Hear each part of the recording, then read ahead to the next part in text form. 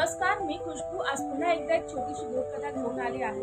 तुम्हाला जर गोष्टी ऐकायला आवडत असतील तर माझं चॅनल नक्की सबस्क्राईब करा. एकदा एक गुरु आणि शिष्य भ्रमंतीसाठी निघाले होते. फिरता फिरता ते एका जंगलात आले. तिथून थोड्याच अंतरावर एक झरा वाहत होता. गुरूंना तहान लागली होती. त्यांनी शिष्याच्या हातात कमंडलू दिले आणि पाणी आणण्यास सांगितले. शिष्य जेव्हा पाणी घ्यायला झऱ्याजवळ गेला, त्याने बघितलं तिथून आताच काही बैलगाड्या गेल्या होत्या. बैल पाण्यातून गेल्यामुळे झऱ्याचे पाणी पूर्णपणे गढूळ झाले होते. तो गुरूंकडे आला आणि म्हणाला, तिथले पाणी पूर्ण गढूळ झाले आहे. आपण पाणी प्यायची व्यवस्था दुसरीकडे करायला पाहिजे. गुरु त्याला म्हणाले, दुसरीकडे जाण्यापेक्षा तू तिथूनच पाणी आणण्याचा प्रयत्न कर. शिष्य पुन्हा पाणी घ्यायला गेला, पण त्याने बघितलं पाणी पुन्हा गढूळच होते.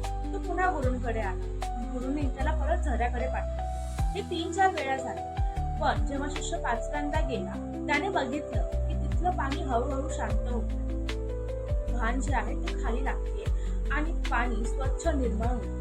त्याने कमंडलूमध्ये पाणी भरलं आणि गुरूंना आणून दिलं. गुरु पाणी प्यायले आणि म्हणाले, आपल्या मनातही कधी कधी खूप विचारांचे बैल थैमान घालत असतात, पण त्याचा प्रभाव आपल्या मनावर होता कामा नये याची दक्षता आपण घ्यायला पाहिजे. मनाच्या झऱ्यातून पाणी जर शांत व्हायची प्रतीक्षा आपण केली तर मनामध्ये कायम स्वच्छ आणि निर्मळ विचारच येतात.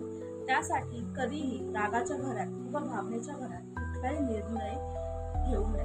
कथा कशी वाटली ते नक्की सांगा. थँक्यू.